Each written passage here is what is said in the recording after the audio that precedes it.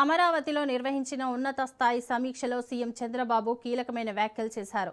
2019-2024 మధ్య రాష్ట్ర వ్యవస్థలు దెబ్బతిన్నాయని, ఆ సమయంలో విధ్వంసం జరిగిందని సీఎం అన్నారు. గత 2 ఏళ్లుగా సమిష్టిగా పనిచేస్తూ సంక్షేమం, అభివృద్ధి, సుపరిపాలన దిశగా ముందుకు సాగుతున్నామని తెలిపారు.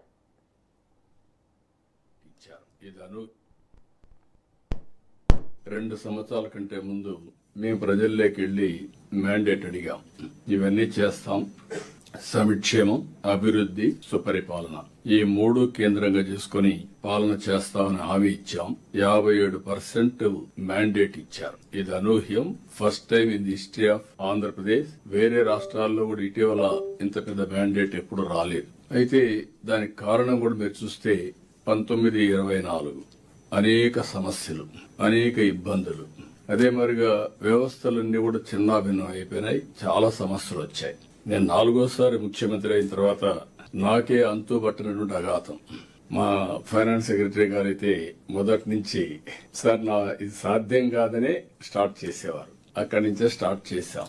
ఆ రోజు మేము చాలా హామీలు ఇచ్చాం. సంక్షేమం సుజావుగా చేస్తాం, టైం బౌండ్ ప్రోగ్రామ్ ఉంటుంది, క్యాలెండర్ కూడా ఉంటుంది.